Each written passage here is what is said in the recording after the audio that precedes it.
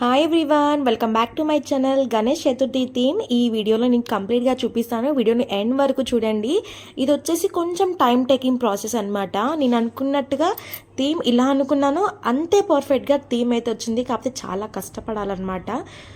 First అయితే ఒక white cloth మీద నేను చాక్ పీస్ కొంచెం డిఫరెంట్ కలర్ తీసుకుంటే కొంచెం కనిపించేదేమో అనిపించింది. ఆల్రెడీ నేను గీసేసుకున్నాను.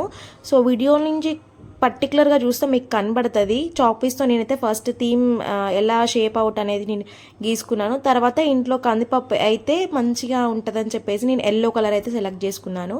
కందిపప్పు శనగపప్పు మీ ఇష్టం. ఇంకా కాకపోతే రిఫ్లెక్ట్ అనేది ఎల్లో మంచిగా లుకింగ్ ఉంటుంది కాబట్టి సో నేను ఎల్లో తీసుకున్నాను.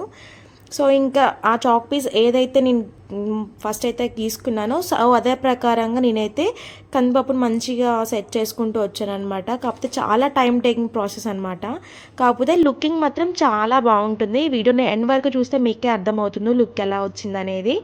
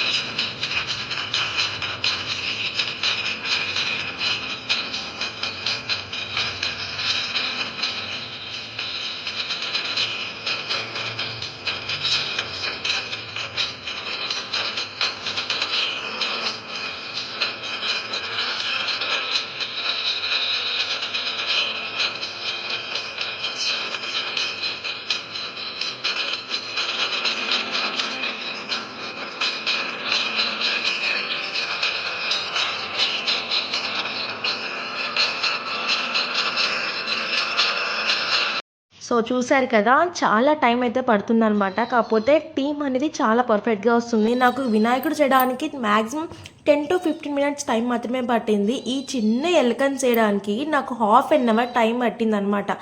సో నేను అనుకున్నట్టుగా నేను యూట్యూబ్లో చూసానమాట. ఎల్కని ఎలా అయితే షార్ట్కట్గా మనం ఎలా డ్రా చేస్తామంటే అయితే 7 అండ్ కింద 2తో మనమైతే ఎల్కని అంటే ర్యాట్ని మంచిగా డ్రా చేసుకోవచ్చు అనమాట, ఎలుక వాహనాన్ని. సో వినాయకుడు వాహనం ఎలుక కదా, సో మంచిగా దాన్ని కూడా నేను ఇక్కడ సెట్ చేశాను. సో థీమ్ అయితే చాలా పర్ఫెక్ట్గా వచ్చింది. మా చిన్నోడిని రెడీ చేసి పెట్టాను. వీడియో లాస్ట్లో నేను మా చిన్నోడి ఫొటోస్ అప్లోడ్ చేశాను. ఎలా ఉందో కామెంట్ చేయండి. అండ్ వీడియో నచ్చితే like share and subscribe to my channel.